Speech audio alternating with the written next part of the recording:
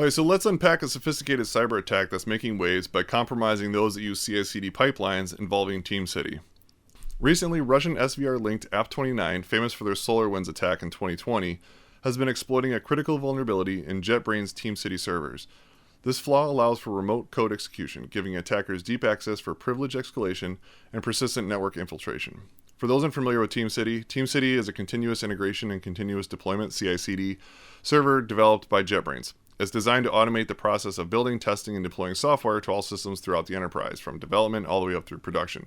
It just automates code deployment, right? So you write a bunch of code, you push it up into a repo, it does a whole bunch of magic through a CI/CD pipeline, which TeamCity does that magic, and then from there, it works with other systems like Puppet and Chef or Ansible, whatever, and pushes everything out to the servers. But TeamCity is kind of that brains in the middle that does all the magic of compiling it all together.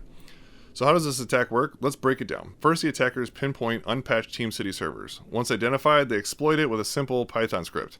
It's actually really simple. So much so that the security researchers aren't really putting out too much information about it because supposedly it's really super simple to do.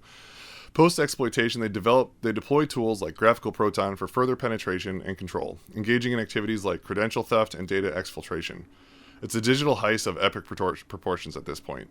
A compromised TeamCity server could provide malicious actors with access to the software developer's source code, signing certificates, the ability to subvert software compilation and deployment processes. Access a malicious actor could further use to conduct supply chain operations. I mean, just the fact that they have access to your source code and the signing certs that you could be using, that's huge. And you don't even know that it's happening, so you don't even know what's actually being compromised. It's everything that TeamCity touches could be stolen.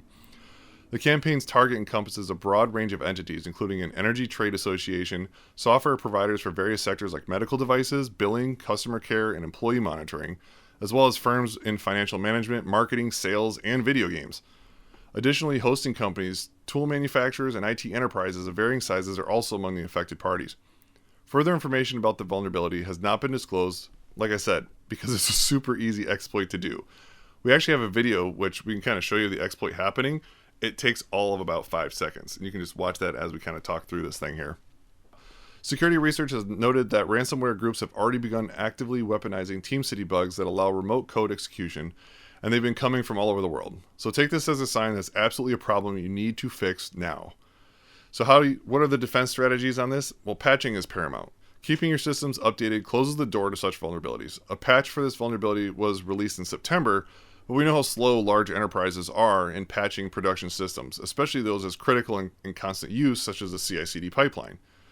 The head of security of JetBrains released the following statement. We were informed about this vulnerability earlier this year and immediately fixed it in TeamCity 2023.05.4 update, which was released on September 18th of 2023 of this year.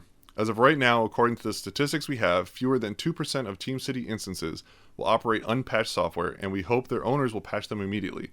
This vulnerability only affects on-premise instances of TeamCity, while our cloud version is not impacted. Now would be a great time to check your TeamCity version. If you're not in the latest patch set, now would be a great time to check your TeamCity version. And if you're not on the latest patch set, take this as a sign to make that happen ASAP.